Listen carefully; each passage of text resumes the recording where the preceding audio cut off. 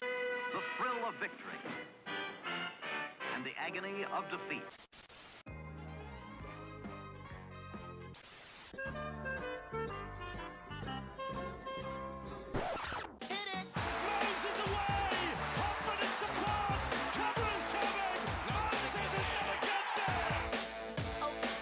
Matterson, great ball around the corner, Petticini, he beats them all! Junior Polar out wide, bumped away from Trindle, Sharks coming through, none of them can hold him! Hello ladies and gentlemen, and welcome to another episode of the Tip Sheet Podcast. As always, I'm your host John, also known as 4020, making sure I unmute Craig to bring him in and introduce my good mate 60s. I had to do the quick check, like, did I press the button? No. And you see Craig giving me the old tap there in the ears. How is everyone doing on, I was going to say a warm Tuesday evening, but it's actually not that bad. But the summer weather has certainly started to arrive, big fella. Yes, it has. And I'm very happy to be here, John, because as you know, talking footy is a bit of a welcome relief at the moment. Especially it's away from footy, not great. But there's always plenty of footy to talk about, and every week we think, well, will there be enough for a news podcast? Every week and the NRL we've got enough. never fails the surprise. There is a lot happening internationally, Clubland, Parramatta, you name it. We've got a run sheet that we keep tacking onto right up to going live at 7:32, whatever it was, because we had to tack on the extra stuff. So yeah, a full docket to go through, mate. But yeah, we also do have a bit of housekeeping as always to do. So a massive thank you to the sponsors of the Tip Sheet. As we all know, that's Parramatta Leagues Club, home of the Eels, and obviously home of the Tip Sheet too during the regular season. There for every home game, doing a preview or pre-game show, and then also the OG partners there in Star Partners, Real Estate, Auburn, Rowan, and Parramatta. Greg and the crew been there since day dot. So we have a lot of love for them who have been there and backed us since a wee little startup, a mum and pop fan supporter site, as it were. And Greg is a fantastic supporter of the Eels and a fantastic supporter of TCT. Yeah, and we're going to be doing a little bit of restructuring with TCT, and that sounds so much more ominous than it actually is. Yeah, no, there's nothing bad happening. No. But we do have some things that we'll talk about that we're aiming to do next year, and we'll be talking about that as soon as we start to get those things accomplished. So more news on that as it comes. But yes, in the meantime, John, hit that stinger. News team, assemble!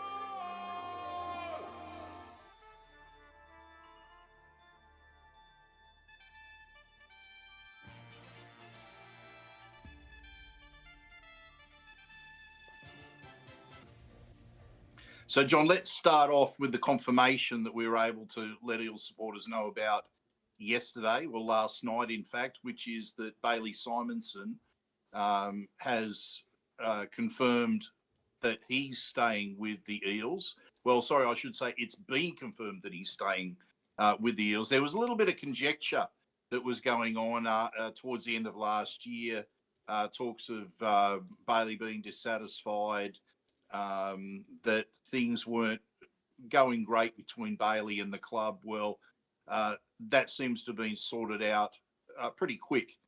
And Bailey's a real fan favourite for Eels supporters. And when I was able to put that confirmation out there yesterday, it was interesting because just the overflowing response of people being extremely happy to hear that news. It was, I mean, I did expect it.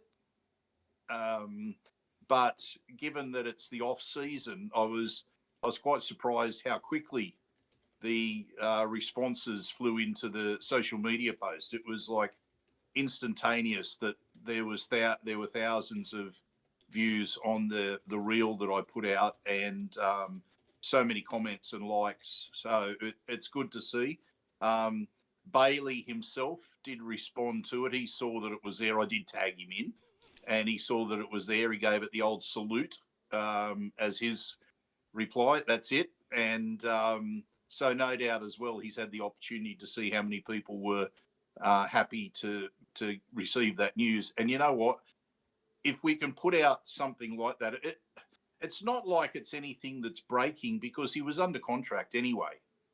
But just being able to provide that confirmation and for Bailey himself to see the response to it, that I guess that heartens us as well as supporters and as content creators there as well. So that was the first cab off the rank. But of course, there's so much going on behind the scenes, John, with rumours around players that are being linked with the club or being expected to move on. So we just thought we'd have a little bit of an update with what we believe is happening with a couple of others.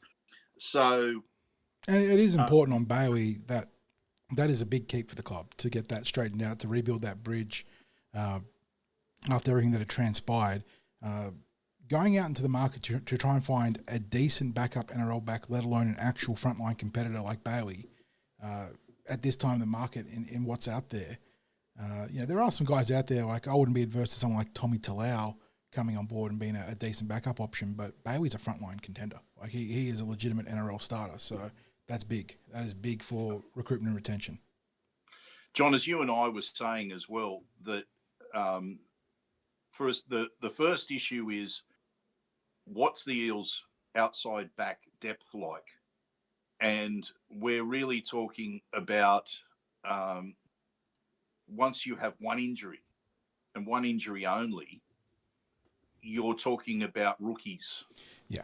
As you got a couple of interesting rookie options in Raz Namva and Richard Penasini in the centres, but haven't got much in the way of wingers right now. It's Jake Tungall, really, who can come in and do a job for you, but isn't going to be anything near the calibre of whether it's Bailey or Sean Russell being in that final spot competing. So it's big. Yeah, and of course the other thing that we've talked about recently is when you go out and recruit, you have to use as a marker point is the player that you're bringing in better than the options that you have internally. Now, were we not to have retained Bailey Simonson, we're talking about, as you said, the need for a front line outside back to come in because Bailey's a first grade player. So you had to go out and get someone of that caliber. Now, the next question is, do they need now to still go out into the marketplace? Well, it's probably taken the pressure off just a little. I wouldn't say that we're out of the woods in terms of the depth aspect, but if we hadn't been able to sort things out, whatever issues there may have been between the club and Bailey, then it would have triggered an absolute need to hit that marketplace ASAP. And as you said, John, it would have been a case of, were we really going to be able to get anyone who was better than Bailey? And that would have been a big question mark on that. So now just on the others moving forward, well, let's stay with outside backs. Lomax. R360. Yeah. Where do you reckon things are heading there, John? Well, did you see the statement that came out?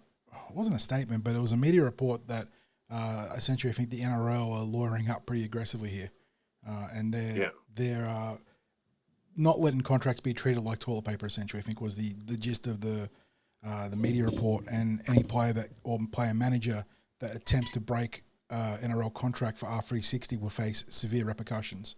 So I don't know, that a lot of tension. I can tell you a lot of tension. Yeah. And that's, I guess that goes on the back of what came out last week with the other international rugby union boards making strong statements as well about any player that goes and cross-code solidarity. 360. Yeah. It's and of course that was one of the I guess, few things that was out there on in the media about coming from another rugby union source, wasn't it? Like, because a lot of the stuff that's out there about R360 has rugby league is being covered by rugby league media. So, I mean, what has to happen for an organisation like R360? And we've spoken about this ad infinitum, and we won't spend too much time talking on it now, but you're talking about something that for a start is really like a series of exhibition games in its first season. And with, I think it was 6 men's teams, 4 women's teams. Correct. Something like that. So really just a series of exhibition games. Insane money, but nothing but exhibition games. Now, they can't stock the teams with rugby league players because it's rugby union. Might be able to have the odd rugby league star, inverted commas, star, but the core of the teams has to be quality rugby union players to have a standard that would attract the interest of, I guess you'd have to say, the most occasional of fans, because when they're talking about those cities that they're playing in, they're not exactly playing at rugby union strongholds for a start. They've got no local connections to those cities. I think the only one that would have any sort of rugby union connection would be, was it Johannesburg they were going to play out of in South Africa? Yeah. That was Joburg was the only like union adjacent country or city / country. The rest were all glitzy non-union places. So you're trying to make it has all the reeking rank sort of smell of a Super League sort of expansion, doesn't it? Like just all the glitz and glamour are going to collapse on itself within a year. I don't know. Yep. That's the problem. It's look, I honestly I can't see it really being a viable competition. That's just my take on it. And certainly now. that's the NRL stance, at least consistent with what PVL Peter V'landys has been cautioning his players about.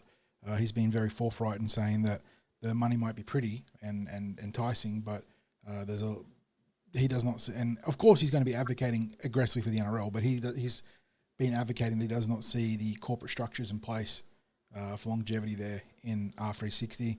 And right now, it's all paper, isn't it? It's all proposals and documents rather than any sort of. They want to play in 12 months, right? The initial options will be at the start of October. The initial season will be October 26th, and then they'll move to that July to August window. That's we talk about the logistics of getting one club started for the NRL in 27 or 28 with Perth and PNG and the challenges that face those two operations.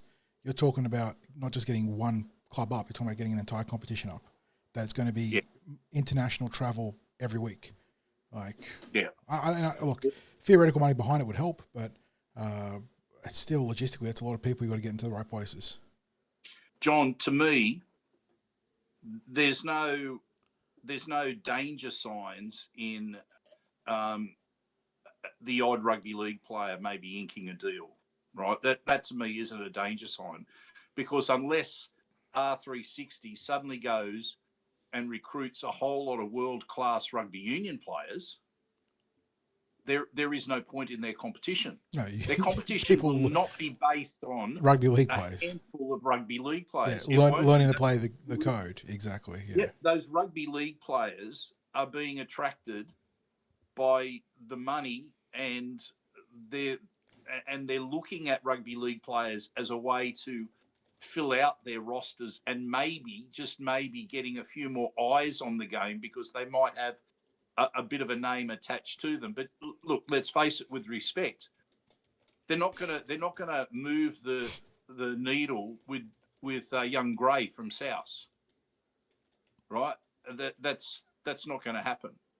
They might, to an extent, with a Munster or a Pappenhausen and that sort of thing, but and I guess to an extent Lomax as well. But those sorts of rugby league players,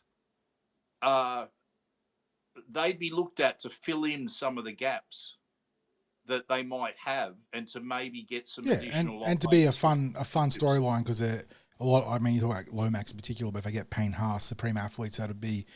Yeah. And look, sideshow's not the right way to phrase it, but the sort of sub story or the subplot to them learning the code and becoming great at the code would be a fun little narrative to have for a new competition. But like you said, right now all we're hearing about is the rugby league players that have been linked to it. None of the rugby union players. And Yeah. how are you going to be forming a union code, a splinter union code without union players is very interesting right now. Yeah, absolutely. But absolutely. so, yeah, we have no idea what's up with Zach Lomax, but we do know the NRL is ready to lay down the law and play hardball. And I think I saw in chat, where was it? So it was apparently Dave Riccio on Triple M that was talking about the NRL's hardline stance there. Where'd it go? It was Kicks there, Kicks, yeah. And apparently Riccio said that there is a theory being floated maybe that if Lomax were to go to the R360, and I guess it's applied to all players that were contracted, that and using an NFL term here, his contract wouldn't toll.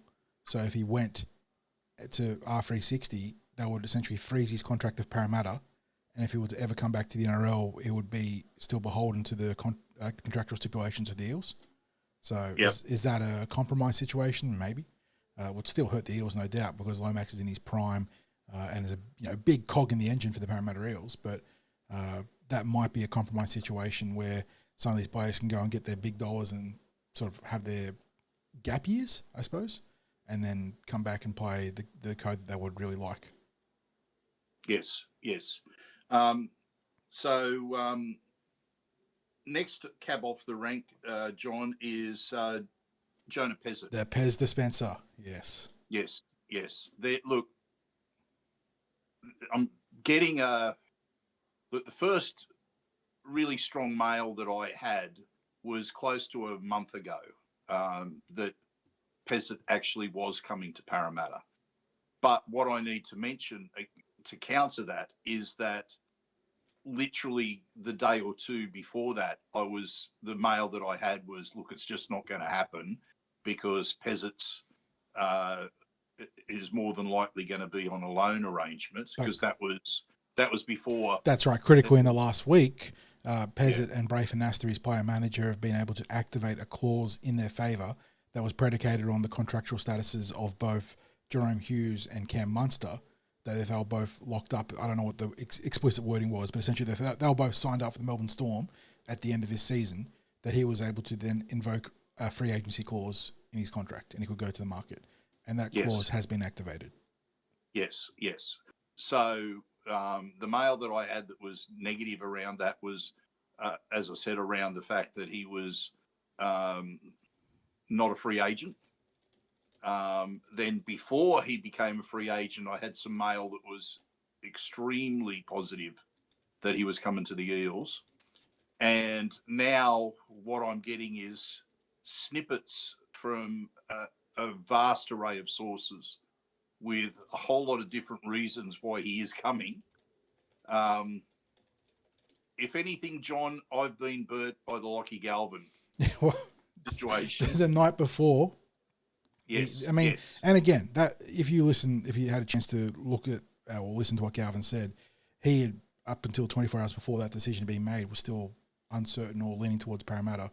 And it was that 11th hour phone call with Phil Gould that tipped him or supposedly turned him, which is why you always sort of cautionary about with mail. Like, yes, you can get very strong mail and it can, all signs, the Magic 8 Ball, all signs can be pointing towards the Parramatta Eels signing someone, but a lot can change in the space of 24 hours or longer when it comes to the NRL. So, look, there's a fair few journos, a lot of rumour sort of tipsters pointing towards Pezet joining the Parramatta Eels now, Craig. There's a bit of gathering momentum there for sure. And we can certainly talk about the hypotheticals of Pezet joining the Eels and what it means for the roster, but we are not going to take it as a given until that deal has been announced by the Eels officially. Yeah, John. You just looking back on that history of mail. Yes, it was certainly it was certainly a situation where my mail about Galvin was so strong from the absolute strongest of sources where you could barely get much better, through to just good, solid sources who were all acknowledging it was all but done. And look, if ever there was one that I thought was done, it was that. Now, to give a tip of my hat to the person who was giving me who I said was an outstanding source and couldn't have got much better. He also tipped De Silva to me well before De Silva left, and said that he too would be coming to the Eels, and that, of course, came to fruition. So it was. I think it really adds clarity, or some confirmation to how sort is not the right word, but like just how complex that situation between Canterbury and Parramatta was trying to secure Galvin's services. And I don't know, he got to play finals this year, Craig, and had the short-term gain.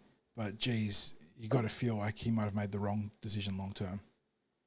John, this is how quickly things go. I've just been sent a text message from a source, literally giving me some details on the contract with the Eels. So with Pezet. So it's I don't know that unless if the person's watching live or what have you, or a message can get to that person, if they can give me a text thumbs up to actually say the number of years, I'll say it here now on the live podcast. But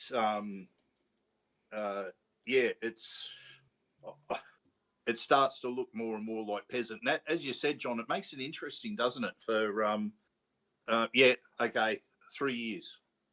All right, 3-year deal. 3 years, interesting. So, look, I know there's been a lot of hype. Hang on. Well, it's 2 years with I think an option in Parramatta's favour for the third. That's the details that I've received. So, and the lens in which I've been viewing the hypothetical, or maybe near like propathetical acquisition of Pezet is, and a lot of people have been saying, can you run 2 7s? You can run running 2 6s is what gets you in trouble. Running 2 7s is absolutely feasible, especially given how flexible Mitchell Moses is. And if you actually go back and look at how he used Joash Papali this year, there were a lot of backline setups where he was the first receiver and Mitchell Moses played 5'8". So you can leverage Mitchell Moses' acceleration and running ability with another halfback, absolutely. But the way I looked at the potential acquisition of Pezet was that he is your heir to Mitchell Moses long term. You're signing him to be with Moses right now, but then when Moses hangs up the boots or he gets injured long term, knock on wood, absolutely there, or maybe he ends up pursuing a career in rugby union, something that he's been a little bit more open about in recent weeks, saying that union does interest him and he might want to go chase a Wallabies jersey, who knows. You have a ready-made halfback with nearly 100 NRL caps to his name by that point to take over. And that leaves you someone like Lorenzo or Lincoln Fletcher or Joe Ash, if he's still in the 5'8" mould at that time, to step into that number 6 next to Pezet. So it's a pretty nifty bit of succession planning that also gives you a highly competitive and strong frontline playmaking core. John, the thing that's stood out to me, besides the obvious talent that young Pezet has, is something that I found similar to young Katoa up at the Dolphins, which was put a microphone in front of him and you're talking about an intelligent and I guess an articulate playmaker. And whilst maybe you don't need to be as articulate as those two, when it's there in youth and they can clearly articulate what is required from them in an intelligent way, not in a superficial way, in their roles. Every prospective NRL half is generally speaking, a very talented player right now. Like the way the pathways are set up, you don't get to that point playing ball, flag, reserve grade without being a real, genuine, first grade capable playmaker. What separates players really in that, especially in that number 7 role, is communication. Can you tell your team where they need to be on time, in place, in tempo, and that is the biggest challenge for any young playmaker, is finding your voice. And Pezet, being in that Melbourne system, playing under Bellamy with Jerome Hughes, seems to be pretty well advanced in that regard. Not saying he's the perfect product there, but like you said, he speaks really well, both on and off the field, but especially on the field. And being able to tell a senior player to get their asses in position, oftentimes way more colourful. Anyone that's heard Mitchell Moses on the game will know that he's not afraid to be very colourful with his language, because that's what it takes. You got to fire up, and you need your boys in position. If the moment they're out of tempo, you're like, not just your singular play, but your second fall apart. And so the fact that Pezet is advanced in that regard is a huge plus. Yeah, John, that was leading to my next point about him, is that when you are that articulate at a young age and about what needs to happen in your game and in those around you, is confidence.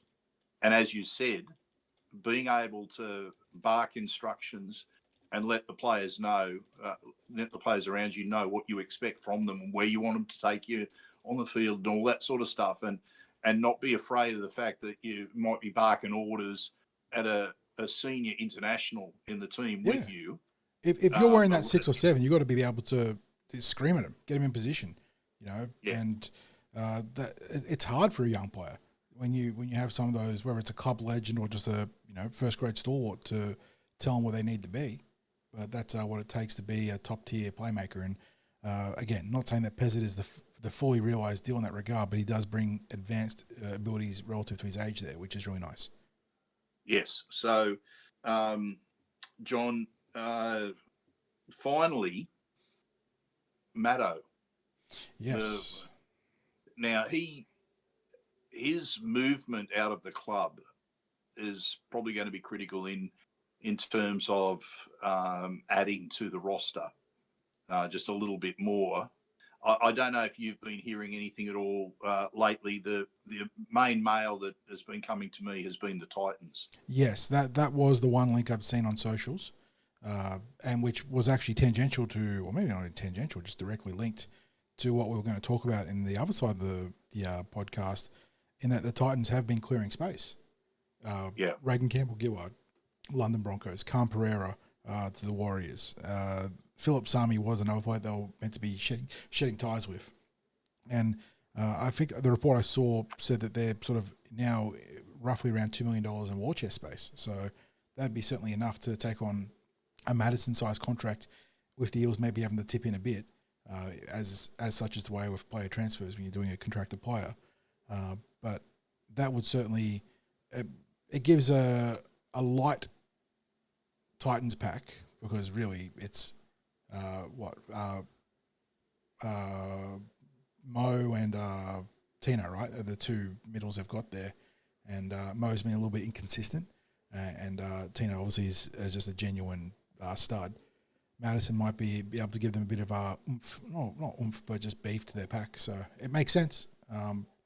It does, John, and he, in the past, he was linked there when his contract last time around, the Dolphins and the Titans were strong contenders for his signature. So So that Queensland move had looked on the cards, and it's probably something that he would have a preference for, rather than having been forced to stay in England as the other option. But we believe he's got connections up in Queensland as it is, so it would seem to be a preferred option for Matto. I guess we will soon find out, because you don't want any player to be starting the pre-season if they're not going to be with the club for a very long time. I know it can't be helped, and people will end up doing mid-season transfers and all of that sort of stuff. But if you can sort it out before the pre-season starts, as we've said before, that's the start of the actual contract. And once someone started the pre-season with you, you're paying them. and you don't want to be forking out money for someone who's not going to be with you for the season. And as I said, I know you still get mid-season transfers and that sort of thing, and sometimes that move might take a little bit longer than you'd like. But as we saw last year, that departure of the King was not too far before the pre-season kicked off, and for me, that was essential. You just couldn't have someone like Clint Gutherson starting a pre-season with the Eels, being someone who sets standards, and yet have players look at him and thinking, well, look, he's not even going to be here. Yeah, So it leads to very awkward situations. Yeah. Yes. Yeah. Absolutely. Last point of notice on the Eels, Craig, and I will go to chat for some questions because there were a few about development lists and sort of player rumours and whatnot. But representative Eels on the weekend, we had our first weekend of rep results, the Prime Minister 13 games between PNG and then the schoolboys and schoolgirls games. Eels somehow, again, not really sure what the process was here, but despite winning, particularly the Lisa Fiolo, the under-17s, and the Tasha Gale, which is under-19s, but Eels did have under-18s players in that squad, zero representation in the Australian schoolgirls. Go figure. As you were. But in the Australian schoolboys game, which was a bit of a scrappy affair, actually. I don't know. I was texting you that it felt like it was one of the more disjointed Australian schoolboys efforts in a while. But the Australians did prevail 22 or 24 to 14. I don't know if they took a conversion on that final try. But 3 Eels in that team, or 2 incumbent Eels, 1 soon-to-be Eel. We had Cam Bamblett at the back, Jackson Coyner, who we picked up from the Broncos in the front row, and then named to start off the bench initially, but then brought into the starting team ahead of kickoff, Chris Petrus. I don't know how much of the game you saw. That's a regular thing for Chris. Yeah, to be named on the bench and then brought into the starting team. Yes, it's a real specialty of his, isn't it? I don't know how much of the game you caught, Craig. I thought that Bamblett started the game electric, and then I don't know what happened, if he got dinged up or they were just trying to rotate in number 18 from the Bulldogs, I think it was. But 18 got a lot of time at fullback while Bamblett was off the field, and Cam came back on and played pretty well, but he was really good in the opening quarter and then missed a good chunk of the game. I thought Petrus had a couple of good moments. He helped set up a try, dragging in 5 defenders and getting an offload away. And I didn't really get to see much of Coyner because, I don't know, the game didn't go through him a lot of times, or maybe I didn't catch him. I don't know. Yeah, no, I can't comment on either of the schools teams. I was at Westmead Hospital as usual, but I messaged you about the live stream. I was having a lot of trouble on mobile as well. Very choppy for you. Trying to get a live stream on that. So can't really comment on that. But John, going to the senior games there, what did you think of the Eels in action? Yeah, so we had the 2 Prime Minister 13s games. Let me just pull up the results here. Women's International, so I'll look for there. Australia, again, blotting out PNG's Prime Minister's 13 in the women's. 50-0 in this one, which was pretty similar to the result we had last year, I believe.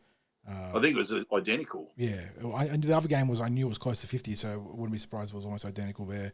Abby Church did bag a try in this one, Craig. I thought Abby played pretty well, actually. I think she spent time between wing and fullback in this one. Chloe Jackson, the other Parramatta Eel, repping the Roos in this one. And Chloe was pretty good too. But, I mean, they were just running rampant, really. And the Eels did have representation on the PNG side with Fleur Ginn and who played fullback, and then obviously Elsie Arbour as the captain. But, yeah, rough day for PNG there. And the Australians are so we saw it in the game against the Roses, was it, when they went to Vegas, that the Australians are so far and away better than everyone else at the international stage, which is, it's ridiculous because women's football is in a great position, but this is a transcendent Australian team. This isn't obviously not the A team, this is the B team here, and they're so far and away better than everyone else. It's kind of ridiculous. But yeah, congratulations to Abby Church, Craig, who has actually been drafted into the proper Jillaroo squad too. So great moment there for Abby. Oh yeah, she was a real tough omission initially, but being given that she had incumbent status there, but she gets a deserved call up there to the Jillaroos. Yeah. Now we will talk about the PNG game on a different level once we get into the NRL news. Because big announcement there. But in terms of the senior men's game, John? Yeah, in the men's, the Aussies prevailed 28-10. I I don't know about you, Chris and chat, Craig. I was very nervous about this game because prior to kickoff, it was announced that Mitchell Moses was being drafted down, up, in. I don't know how you want to phrase this, but he was being drafted into the PM XIII squad off the bench to play 40 minutes as a tune-up for the Ashes tour. And I was just like, we do not need Mitchell Moses getting injured in the Prime Minister's 13s game. But it turns out he had a pretty solid game, except for goal kicking. No one had a good day goal kicking. No one kicked a goal in this game except for Maria. It was one of the worst goal kicking efforts I've ever seen. There was a lot of wind, but Moses unfortunately banked one off the post from 7 meters to the right of the uprights. Yeah. But had some great involvements otherwise. Got to see solid day for the Ken Fournette medalist Jack Williams, who played off the did he play off the bench? Yeah, he played off the bench, but ended up getting solid minutes. He did a good job, had a couple of really nice runs, solid runs, some strong tackles. 37 of them, actually. He got through a mountain of work. Actually, the Eels topped the tackle count on both sides.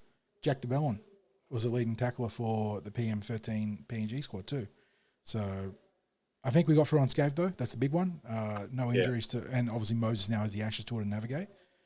But we saw DeBellin play some solid football. We saw Jack Williams play some solid football. Really, a very odd PM squad, Craig. A ragged mix of like top tier Ashes touring talent and some real, I don't know, token representative jerseys. I don't know. It's a very, very odd PM squad.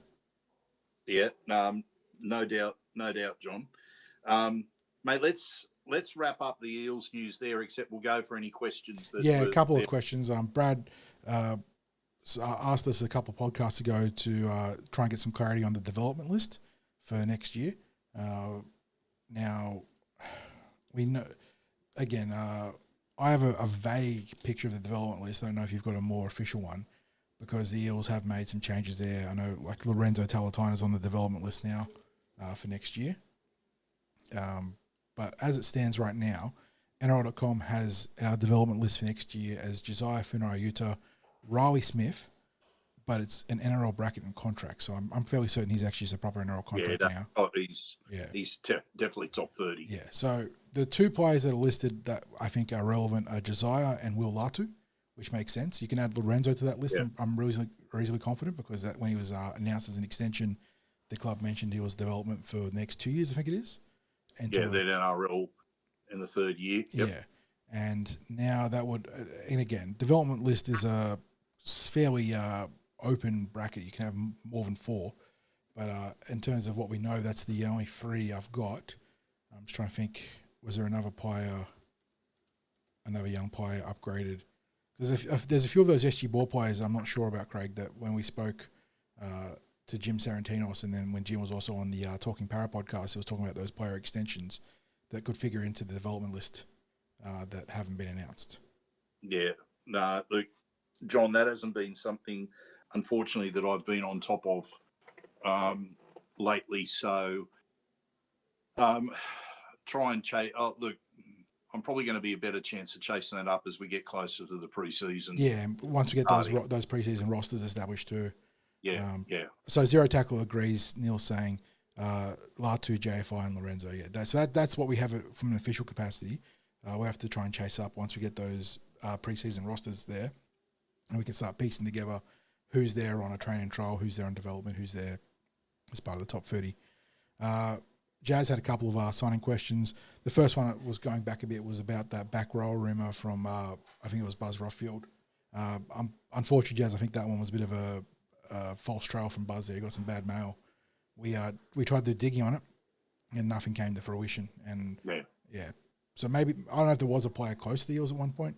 There's still something floating around, John.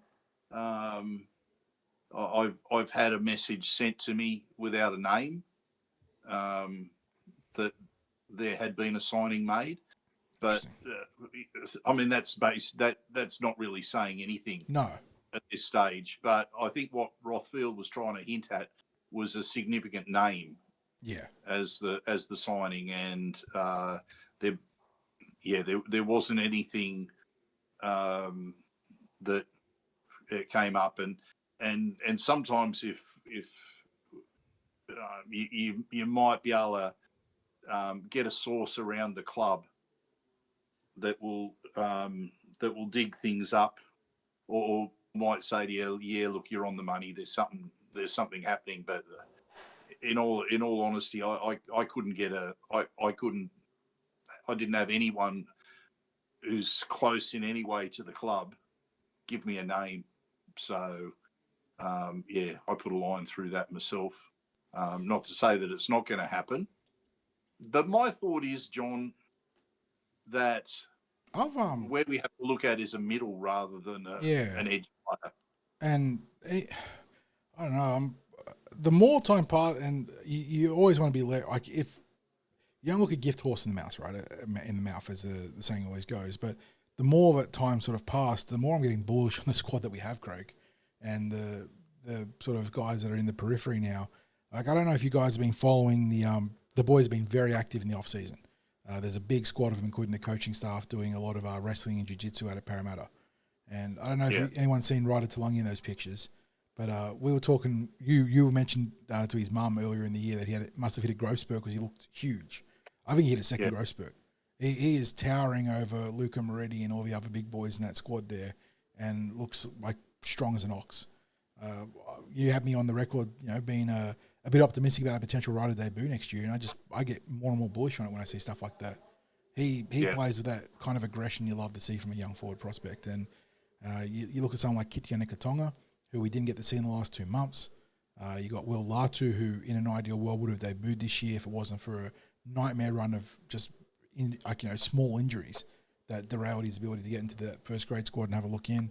Josiah Funarayuta, got big raps on him. There's some real talent in this Eels pathways that are ready to be part of that first grade squad, or nearly ready to be part of that first grade squad. John, just on Ryder, and as an aside with him, I know brothers like to be able to play together at the same club or in the same team, and parents like, for that to be able to happen as well. I think there's a positive in Ryder setting up his own identity at the Eels away from Blaze, because he's gonna set up his own trail of a journey of success, and it's a different path to what Blaze trod, with Blaze being an outside back and Ryder being a middle forward. And I think he's going to set up a different sort of reputation as a player, and it'll be an identity quite different to Blaze. And I think that's highly to his benefit, because we've seen, look, I guess where they've got a similarity, John, is what we used to like about Blaze was that memory of a goldfish, where if he made an error, he'd put it straight behind him. Well, we've already seen evidence of that with Ryder, where when he played the eventual premiers in the flag, so he'd been elevated from SG ball to flag. Bear in mind, people, this was his first year of SG ball. So he's elevated from SG ball to flag. Kickoff comes at the start of that game. The Melbourne Storm were runaway leaders on the table, became minor premiers, who then ended up taking out the premiership. Ryder made an error from the kickoff. The Storm, in his hit up, the Storm got the ball and scored immediately. Would have been one of the quickest tries you've ever seen. And rather than go into his shell or dwell on it, took over the game. He then took the game by the scruff of the neck and just enforced his physicality on the opponents. Was, to me, one of the central reasons that the Eels overpowered the Storm that day. And I would contend, as I'm sure you would as well, John, that had the Eels not beaten themselves in that match against the Panthers in the first week of the final series, they were a team that were a nightmare matchup for such Melbourne. a chance to win that competition. But Yep. Yeah, unfortunately, too many errors in that game against Penrith, but the talent that was in the squad was always going to do it. And mind you, players like Ryder had been elevated to New South Wales Cup. Yeah, played all through the finals and was one of the better players against the Warriors too. I thought he had a great game against the Warriors in that elimination final, with the Warriors eventually going on to win the premiership. Deservedly, they were the best team in the competition, but I thought Ryder was great. And the other player that, and I know Chat's well aware of this, but we missed Sam Tuivasa for half the year. That's another player like Ryder, but obviously he's NRL established. He's got representative potential. Like Sam is an absolute. He's built like a door, which is a weird way of putting it. But just you look at his frame, he's just huge, just a big boy. And there was, I think Mitch came up with a classic on our Twitter or our X, and it was it the game? Was the game against the Tigers where he dominated Jack Bird? Yeah, that's right. I was trying to think who the player was. Yeah, poor Jack Bird got absolutely dominated. And it said, what did Mitch say? Jack Bird will be checking under his bed to make sure Sam Tuivasa not under there. Yeah, very impressive. Any other questions from chat before we move to your musical interlude, John? People were sort of putting out some interesting value targets. I think Arta Mariota was mentioned there. I could see us that might be where we end up, is finding like a good value player like that to round out both depth and competition for spots, especially if we end up getting Pezet. But it might just end up being a case of a lot of internal guys getting a chance to impress, and that's going to be a big narrative for the preseason, Craig, is seeing who turns up ready to rumble. And that's going to be a real fun part to follow with your reports. And I think, Neil asks, this is actually a pertinent question. Anyone know who Sam would represent for in rep football? Because he's played New South Wales, and I think he was an Australian schoolboy too, but he's New Zealand born. So he might be just dual eligible. He might be able to choose when it comes to it. I don't think he's thrown to a country yet because he hasn't played senior football. Is he of Samoan heritage? He might be. Well, Neil says he's New Zealand born, so that doesn't preclude him from being Samoan heritage. Because that's actually a good thing to chase up. That is a really interesting thing to chase up. So, yeah, I mean, his wiki says he's a New Zealand professional rugby league player, but that's wiki, so you can only take that so far. That's something to chase up. I know if we can find Sam in the preseason, have to find his heritage there and see who he'd be keen to represent. Especially if this new era of Pacifica football, where we've seen so many of the frontline NRL players, turning out for Tonga and Samoa and the Cook Islands. Yes. So, look, I have it in my head that it's Samoa. Samoa? Yeah. But don't. He is New Zealand born, so that's true. Yeah. So, well, all that does is it adds to the confusion because he's got a birthright, he's got a pathways heritage with New South Wales. Yeah, growing up in Australia, exactly. And then he will have a cultural heritage, as well. So, interesting to find out where he's headed in that representative space when it happens. Okay, John, over to you, mate. Yeah, well, I know Chanel keeps you up to date with the good TV show, so I don't know if you've seen Peacemaker Season 2. I don't know if you've seen Peacemaker Season 1, but it's got a very catchy intro tune that's taking over a lot of the TikToks and YouTubes and whatnot, and it's from a good rock band called Foxy Shazam, and I think it's called Oh Lord, which I feel like it's a pretty good anthem for the Parramatta Eels fans too. I think there's a lot of crossovers there. So this is the tune that's been very popular on socials and with the Peacemaker intro. So hopefully you enjoy it. I don't know about chat, but we'll see how we go.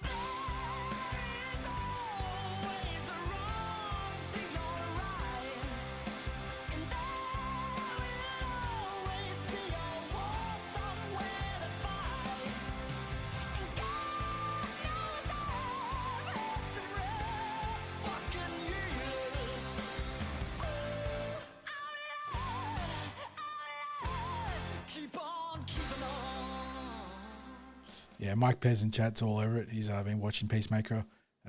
They spoilers. Feature in the final episode as a live performance. It's a good telly. And look, James Gunn, the one that's in charge of the DC stuff now after jumping from Marvel, one thing he does nail is the music. He's got a great taste with all the musical stuff. So again, not sure if Chanel's had you on it, mate, but it's a fun TV series. Let's just say it might have been something that I found myself watching rather. Hey. I think it might have been the other way around. John Cena does a great job. I mean, the ensemble cast is great. The gang shenanigans are very, very fun. All the characters are good. And bit of criticism about the finale in season 2. I actually enjoyed it. It was more character driven, but big cliffhanger ending, which is what a lot of people upset, I guess. Yeah. So, okay, let's move on. You've covered the PNG results, but I want to have a bit of a discussion that, but in a different way to what Corey Parker did. So Corey Parker's basically saying that there's no point in the PNG Australia PM XIII. Isn't it the opposite though? Isn't it more important than ever? Well, let's debate that, John. Now, I was thinking to myself that I agree with him, but maybe not for the reasons that he's gone into. Look, it's probably getting close to it because of the fact that you've got a PNG team that's coming in. So once that PNG team is in, then I'd say it's completely redundant. But even at this stage, John, you spoke about the mixture of players that were playing for Australia, and it looked just such an odd combination of players, and I felt, and look, I'm in two minds about this, right? There's been times where I felt they've thrown away a representative jersey to players. I think it's been an acknowledgement of sometimes some players that have been around for a while and they want to give them a bit of a representative taste, or the odd player who's been on the cusp of being a representative player, but has maybe gone to the point where they're not going to get it now, like at origin level, but they can throw them this. And I don't know. But then there's the other part of me that's like, well, there is a benefit there, because I don't think it's any coincidence that Sean Russell just had his best season ever for Parramatta on the back of him earning selection for the PM XIII last year against PNG. And to me, a big difference in Sean's play this year was his confidence. Like he really looked like a confident, experienced NRL player, and maybe he gained a little bit of confidence through that selection last year. However, I look at the game and I go, well, why don't they just have a test match now? Like, why do you need to have a game which maybe means nothing, and it's like a chance for players to pick up injuries in a game which, as I said, doesn't mean as much? I think it had its value there for a number of years, but I think moving forward with PNG having their own NRL team, I think support for a jersey that is a PNG PM XIII is not going to be as strong as it will be for their NRL team or their national team. And I think if we have those conflicting jerseys, and I know maybe I'm using the wrong word in conflicting, but to me it just seems it's superfluous. Like I think the game is redundant to stage.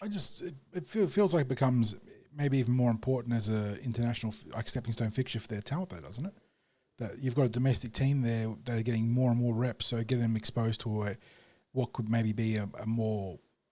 I know that we sort of joke about the PM's 13 on the Australian side, but maybe that gets more credibility to the players picked there as you're trying to develop more and more international ready Papua New Guineans.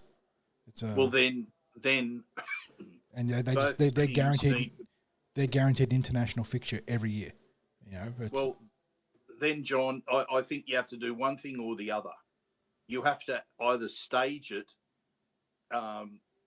where the team lists are basically a development team list for both countries, and then what you maybe it's not a PM's 13, maybe it's an under 23s or an under 25s or something that like might be the path they take it. Like, yeah, basis. yeah, it could be. Because I don't see the point in last week where you had some players who were going to be part of the Ashes tour thrown into that Australian team. Well, that I took umbrage of that just in a general thing as well. So if you've got the capacity for that, if as you say, this is a stepping stone, use it as a stepping stone for their representative football, then make the selections part of that stepping stone. Why bring in players who are 30 or older? Yeah. Who have had a history of representative football already? Yeah, I think that's got to be, for mine, if you're going to persist with the PM's 13, I don't care if you keep calling it the PM's 13 versus PM's 13, or if you want to make it the an official Kummels game or whatever. I do think that with the domestic infrastructure going in there for clubland, that you need to then elevate the representative side of things too. And you really need and want PNG to be a tier one, maybe not the right word, but be a frontline competitor in the Pacific Championships, right? Or whatever the equivalent is in a given year, World Cup or whatnot. You want them being up there with Samoa and Tonga, you know, nipping at the heels of Australia and New Zealand and England. And I think that having them locked in for a development fixture internationally helps. And but by the same token, if they want to get rid of it, I can cop that. But you need to have PNG playing consistent international football.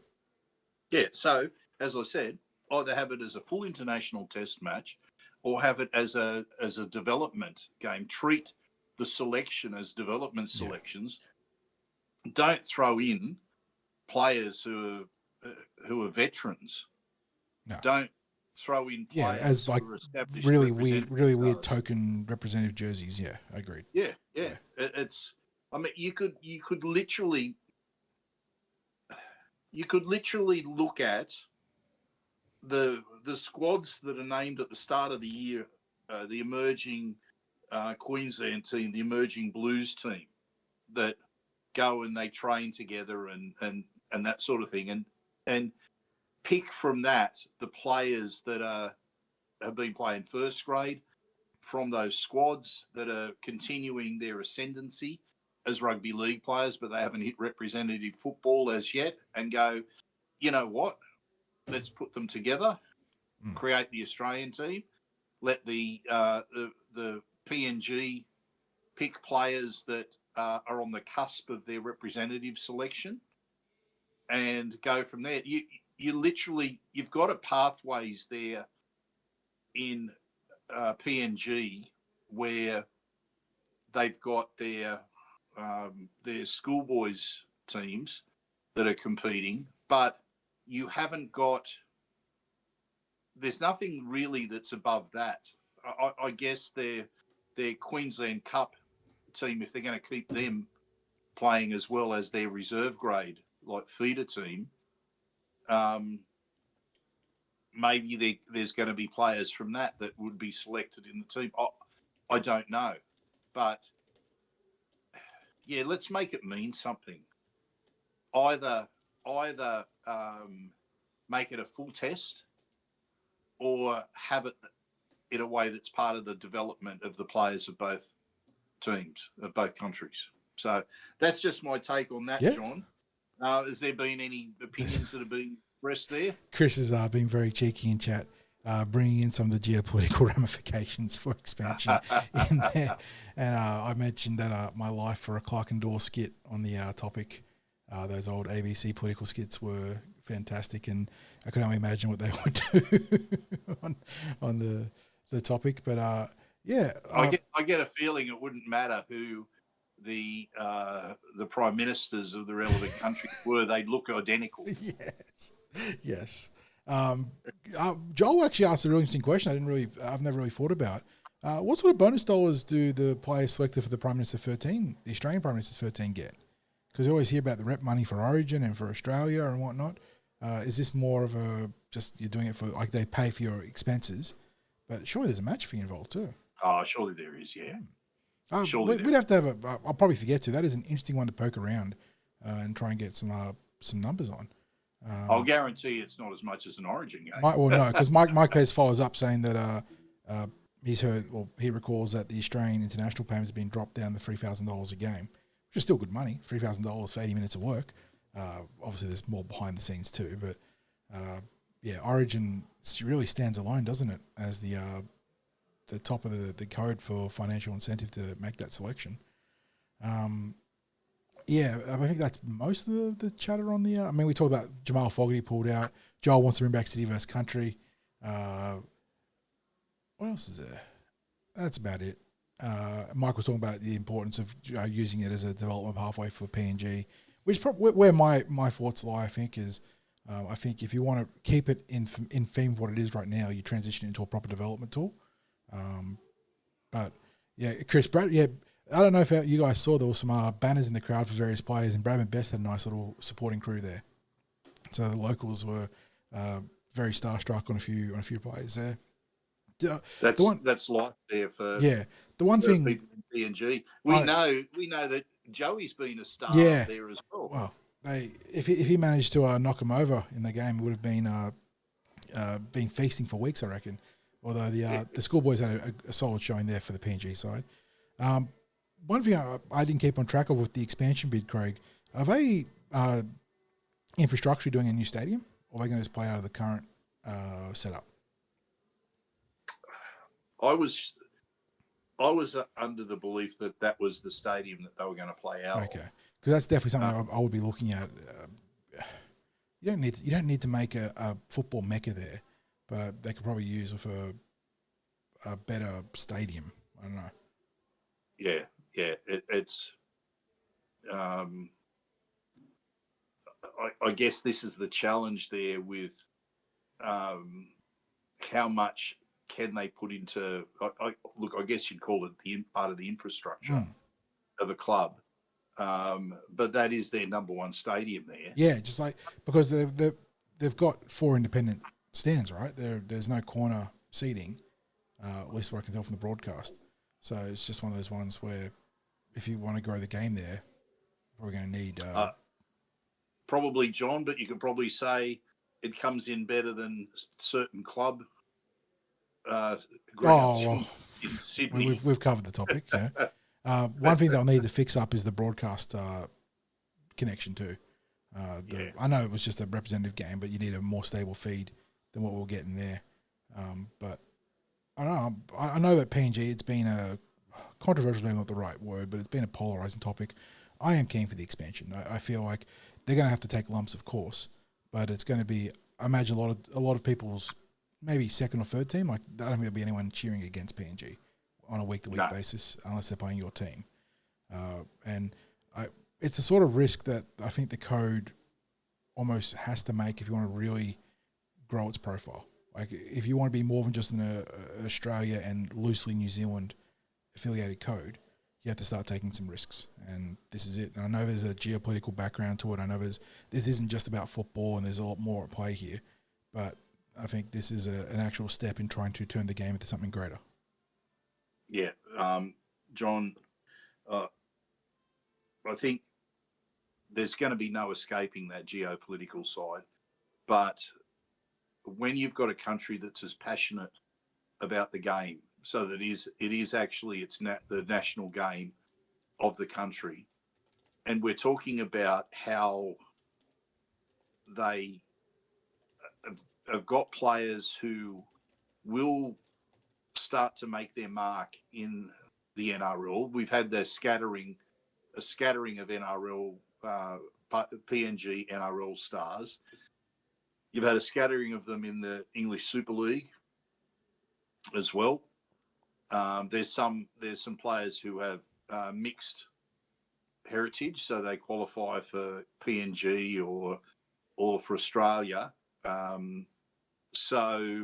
Look, it's going to be interesting, but I think patience is the key. Yeah, with them. this is absolutely a process, but I feel like again there is absolutely a real risk here, but it's a risk that could actually grow the game. And yeah, we have to wait. We have to wait and see. And I think the key for them is going to be that their development pathways are not just producing players for them, but also for the NRL as a whole. Because I think the healthiest thing for them as a club will be to have a mixture of players who are homegrown, as well as stars who have been developed in Australia. Because the other thing as well is you don't want that PNG team to be their test team as well. No, that would be the worst thing they could do. Is that you need, like you said, a mix of international relative to PNG, but Australian or New Zealand players or Pacifica players, helping build the identity of the team. I mean, Matty's saying that PNG will fail in chat, and it might very well, Matty. It's going to be difficult for them, but this is, I feel like, and especially because the NRL, their risk or their financial risk is minimised a lot by a lot of the government investiture that's going around here. It's not a win-win for them, but I feel like this is, again, a risk that I feel like they can take, especially given all the other stuff in the background to it. Again, geopolitical and whatnot, but I feel like this is a risk they can take if they're going to try and grow this code to be bigger than what it is just essentially a domestic code right now. So yeah, I'm on board for the ride. And I know that this could be very difficult. I think as came out in our discussion the other week, the biggest challenge for them is going to be some of the off-field stuff. Yes, logistics and getting the right people in place and finding long-term vision, getting people that can execute a 5, 10, 15, 20-year plan. Maybe not going to be there for the 20 years, but put the infrastructure in place to keep that club rolling. Yeah, absolutely. The other thing that we didn't mention, the PNG Chiefs. You like the moniker? Oh, you couldn't have had a better moniker. Yeah, John. ROH was in chat before, sort of worried about the legitimacy or the legal issues they might face from the Waikato Chiefs. But I was saying that with sporting codes, as long as you're not aping the colours and the logo, there's how many Jets are there, and how many there's so many crossover or reused names across America and Australia. Yeah, the Cowboys, exactly. If they're silly enough to use the Waikato like colours, which actually the Chiefs, are they the orange, gold and black? I've got a feeling they are. Yeah, which is funnily enough, they are. They are. Yeah, that's pretty funny. That's going to be interesting. But I don't think they're going to be using the logo. So that'll be the big issue there.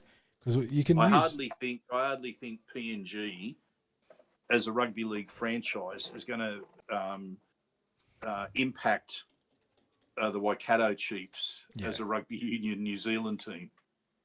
So Chiefs, good name.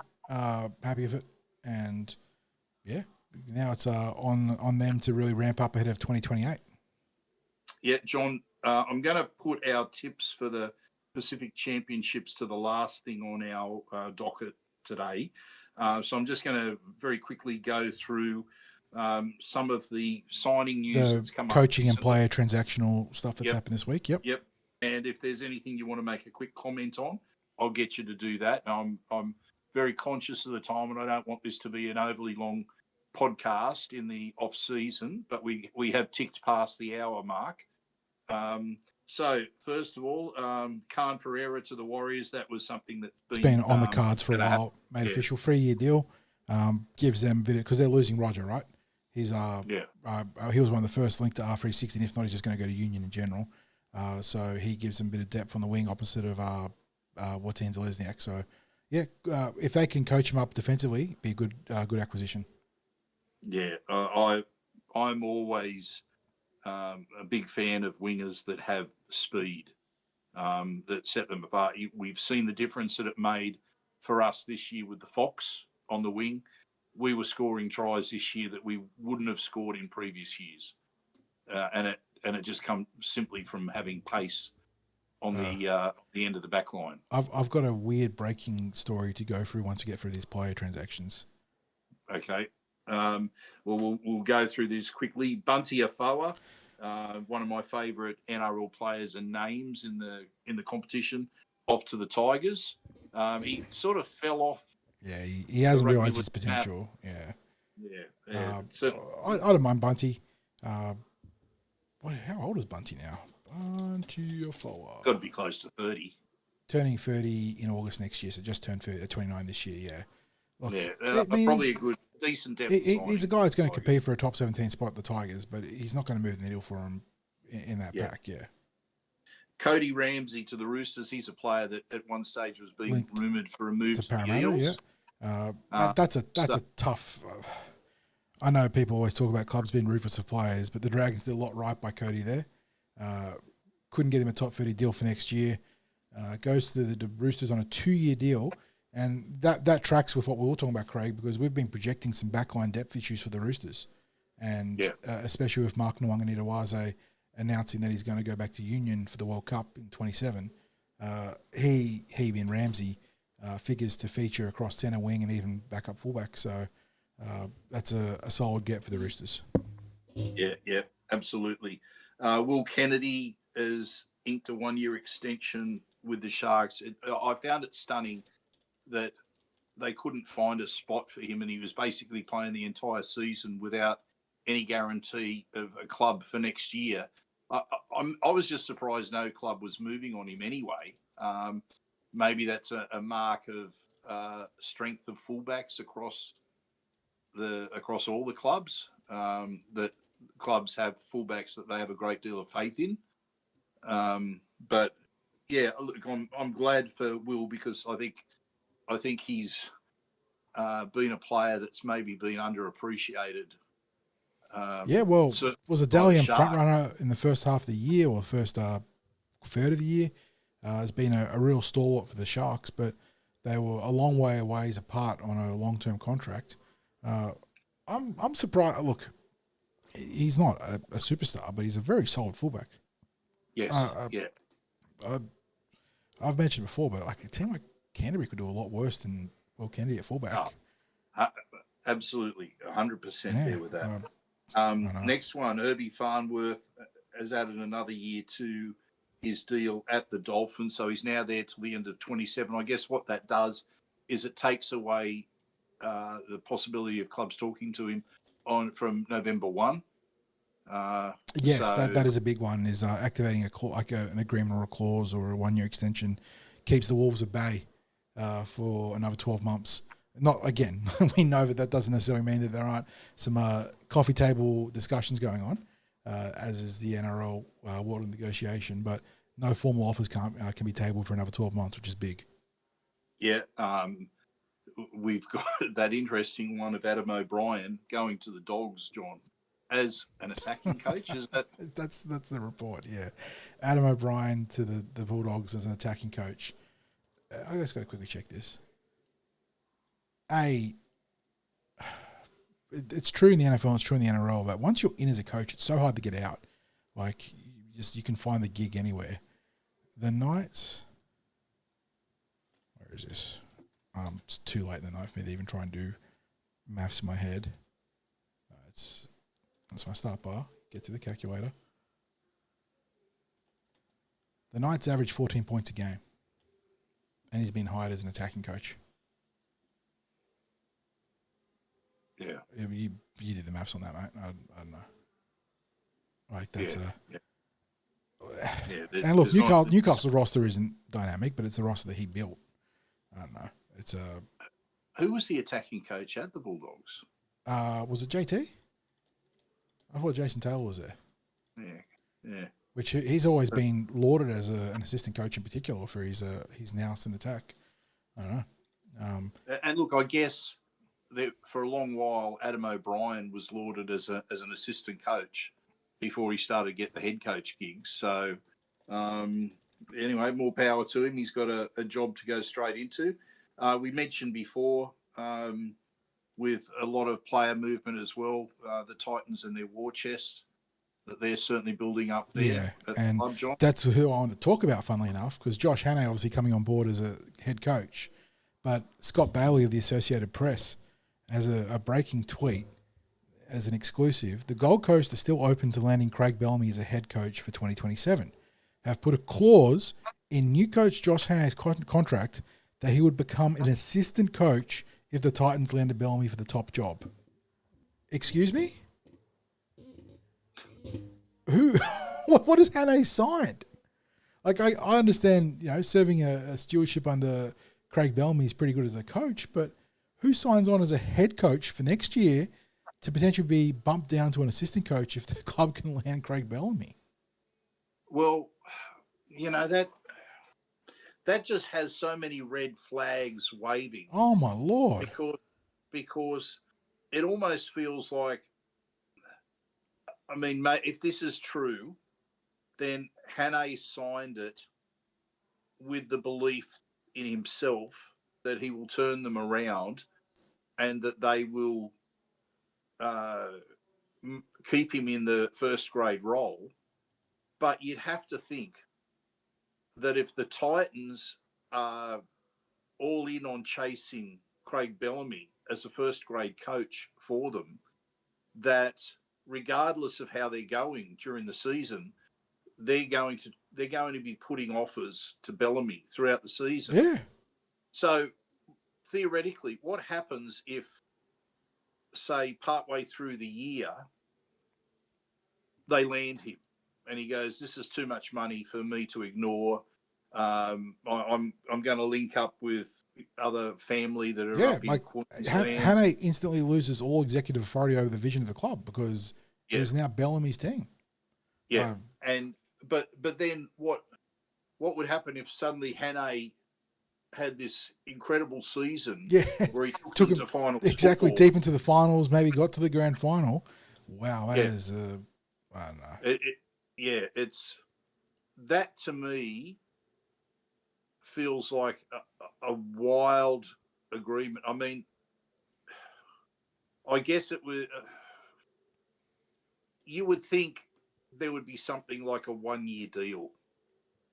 Like we're going to sign a coach on a 1-year deal because we've got some other ideas that we're going to chase. Yeah, you could have taken a stopgap coach instead of taking a young player. I just feel like something like that. If this is true, it undermines their. And we literally just talked about the Titans' war chest. How can you give Josh Hannay $2 million to spend or whatever the media's rolling with if he's not necessarily the coach in 12 months' time? It's wild. It just seems like something that is diabolically bad, John. That is a chronically unserious NRL club. Seriously, like either you go all in on Bellamy, and like you say, you recruit Bellamy, sign your stopgap coach, or promote an assistant coach to be your interim coach for a year, and take your lumps to execute Bellamy's vision strategically while managing the roster, or you say Josh Hannay's your guy. Jeez. So when the choice came down to Hannay or Riles at Parramatta, you had two coaches who had really done their apprenticeships. And these aren't like in terms of rookie coaches are not being thrust into the fire without proper preparation. They are very seasoned, especially Jason Riles, obviously with the time he spent between Melbourne and the Roosters. But Hannay's been at Cronulla. He's been in the Queensland camp for Billy Slater. He's done a long apprenticeship. Like if he's been an interim head. He has been an interim head coach. Like if you don't think he was ready, then you shouldn't have signed him. This is a crazy. I mean, I know that people in chat are saying that this could be a joke, but this is a proper. Like, what's his name? Where is he? Scott Bailey is a proper reporter. Like he's with the Australian Associated Press. So this is, I don't know. See the reaction of people then to that, saying this has to be because a joke. that is a normal reaction. That is the correct reaction. That's what I'm saying. That's indicative. If you've got the average supporter thinking that, people who aren't connected to the Titans, like Eels supporters that are going, this has to be a joke. How would that land with Titans supporters? How would that land with Titans players? It just screams insanity. Now, were you to land a Craig Bellamy as a coach, it would be a miracle for a start, because you would think if he's going to continue as a coach, he's just going to stay at the club that he's shaped for a start. It's just the fact as well that if this clause is there in the background, it means we like you, but we're not really all in on you. And as a friend of mine said, when he talked about the stages of a coach's term at a club, and talked about 3 stages, and it all had to do with the back, the coach's back, and it starts off with the the patting on the back. Yeah, look, you're doing a good job there. You know, we're really, really happy with you. To the next stage, which is the patting on the back. Yeah, look, don't worry, we got your back. And through the last stage, where there's a knife in the hand as it's patting on the back. That's that's a doozy. Even for the NRL, that's a doozy. Yeah. Okay, two bits of. Did we talk about Munro? I can't remember. No, that's what I was going to say. Is that we've got a little bit of. Serious. We can use the word alleged. Yeah. We can use the word alleged, but apparently there have been charges laid in this regard, John. Yeah, South Sydney winger Tyrone Munro has been charged by the police for a couple of, like we said, it's alleged because it's still before the police in the courts, but I believe it's assault occasioning actual bodily harm and essentially stalking and intimidation. So pretty serious charges. Rabbitohs put out a statement about 5 minutes after I posted the blog. They put out a statement saying that they're aware of the charges and this is before the police and whatnot. The typical club presser here.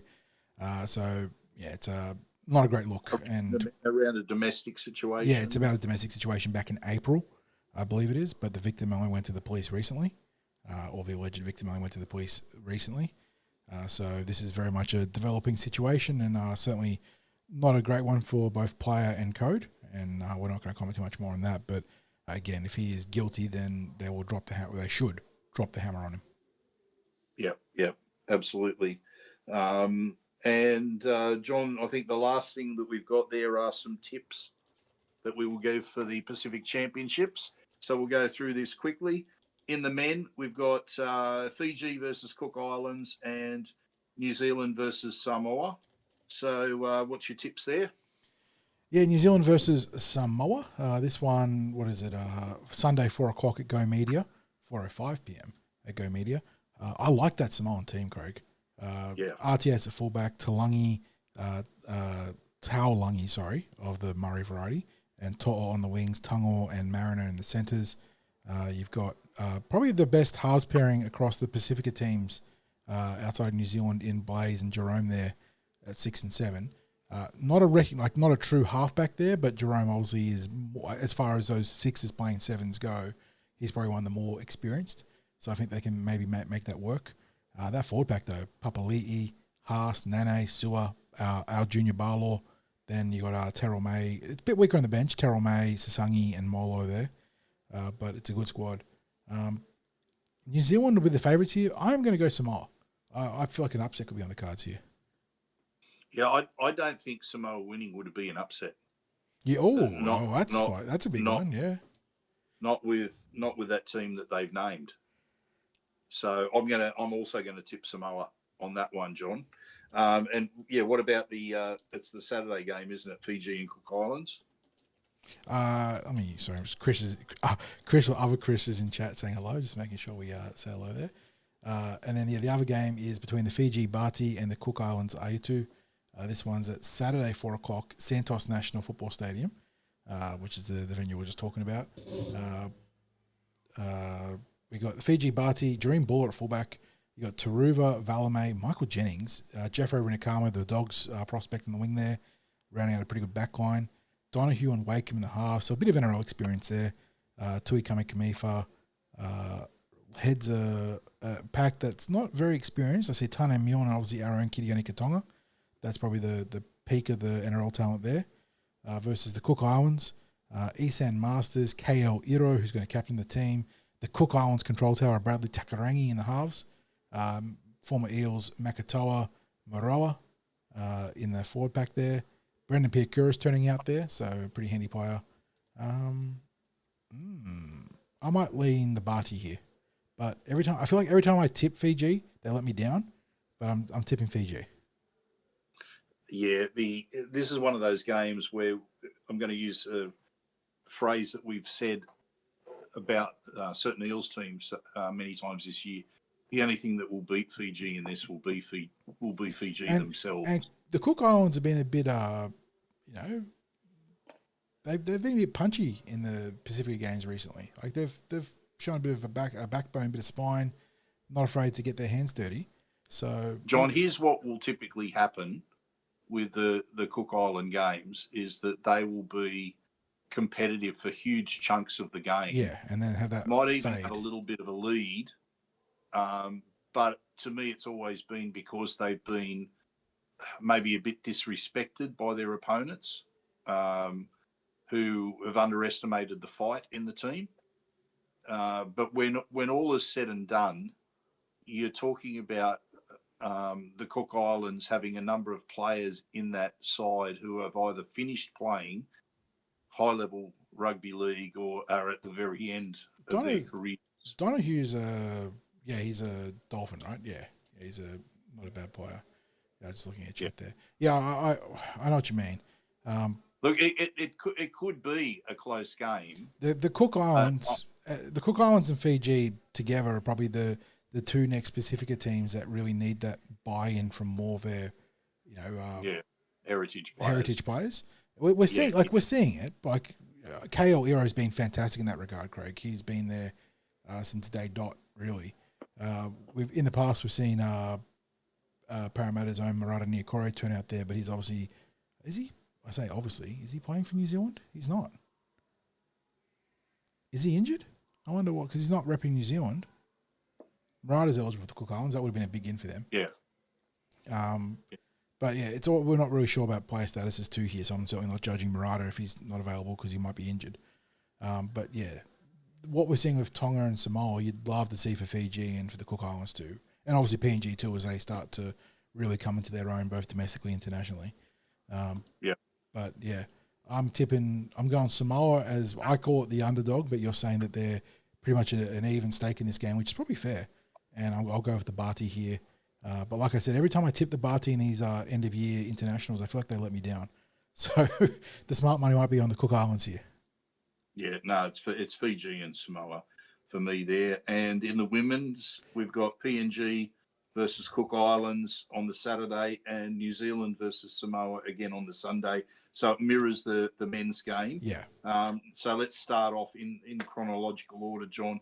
PNG versus the Cook Islands, first of all. Eels, well, I know Kiana has moved on, but she still is an Eel until the end of the league financial year. So Eels repped on both sides here. Just trying to see if there's any other Eels here. And it doesn't look like it on the Cook Islands team. I will go with PNG for the Orchids in the first one, Craig. I remember we talked about the PM's game before. I didn't give Fleur any credit for playing a pretty solid game at fullback. I'm looking forward to seeing her get another full game in the number one. She played mostly centres for the Eels where she sort of settled in, and she won't be unseating Abby Church, but it's always great to see a young player get a chance to flex a spine position opportunity on the international scene. And likewise, obviously, Elsie Albert leading the team from the front row there. I think in front of what should be a pretty parochial home crowd, they should get the win here. Yeah, look, I think they've just got the edge there.